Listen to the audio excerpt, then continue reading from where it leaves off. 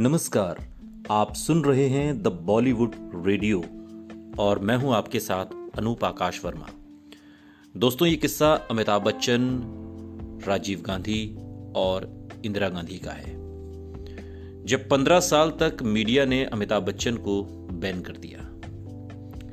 अमिताभ बच्चन के बिना हिंदी सिनेमा शायद अधूरा रहता। अद्भुत व्यक्तित्व, दमदार आवाज, चेहरे पर रौनक, इन सभी खूबियों की वजह से अमिताभ बच्चन आज भी लोगों के दिलों पर राज करते हैं। फिल्मों में आने को लेकर बिग बी को कुछ ज्यादा संघर्ष नहीं करना पड़ा और इसकी वजह थी उनकी और राजीव गांधी की दोस्ती। गांधी परिवार और बच्चन परिवार के रिश्तों से पूरा देश वाकिफ है। एक वक्त था जब दोनों परिवारों में गहरी दोस्ती थी, लेकिन पूर्व प्रधानमंत्री राजीव गांधी की मौत के बाद दोनों ही परिवारों में दूरियां आ गईं। दरअसल जवाहरलाल नेहरू के प्रधानमंत्री कार्यकाल के दौरान हरिवंश राय बच्चन विदेश मंत्रालय में बतौर हिंदी ऑफिसर काम करते थे और तभी से दोनों में बातचीत शुरू हुई थी। आगे चलकर यह रिश्ता राजीव गांधी और अमिताभ बच्चन ने आगे बढ़ाया। गांधी परिवार के साथ नजदीकियों की वजह से उन पर कई इल्जाम भी लग चुके हैं। एक वक्त ऐसा भी आया जब मीडिया ने उन्हें 15 साल तक बैन कर दिया। यहां तक कि बोफोर्स घोटाले में उनका नाम तक उछाला गया। दरअसल ये उन दिनों की बात है जब अमिताभ बच्चन को राजनीति में आए कुछ साल ही हुए थे। राजीव गांधी के कहने पर अमिताभ राजनीति में आए थे। 1984 के आम चुनावों में अमिताभ बच्चन इलाहाबाद सीट से मैदान में उतरे और जीत हासिल की। बोफोर्स घोटाले में नाम आना अमिताभ के जीवन का वो दाग है जो शायद कभी न धुले। हालांकि अमिताभ इस मामले को ब्रिटेन की अदालत में लेकर गए और जीत भी गए, लेकिन अमिताभ का राजनीति से मोह भंग हो गया और उन्होंने राजनीति हमेशा के लिए छोड़ दी।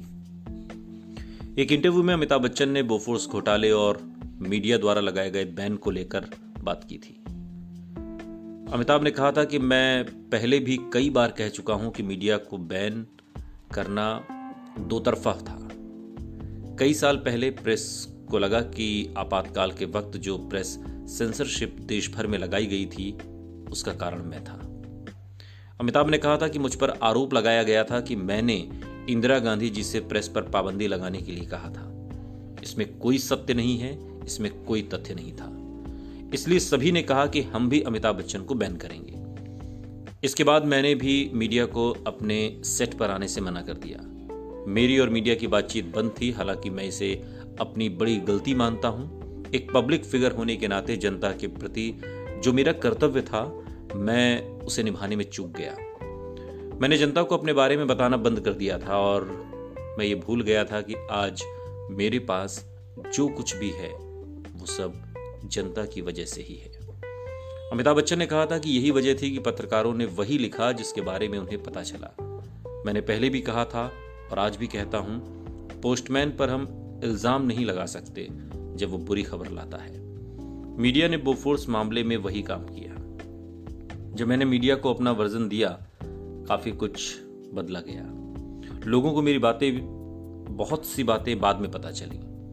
मीडिया ने भी बाद में मेरा स्वागत किया। जैसा व्यवहार मैंने मीडिया के साथ किया था, उस व्यवहार के नाते वो चाहते तो मेरा काफी नुकसान कर सकते थे, लेकिन उन्होंने ऐसा नहीं किया और मैं अपनी इस गलती को कबूल करता हूं कि मीडिया से न बोलने की वजह से जितना नुकसान मुझे हुआ है उतना फायदा नहीं हुआ।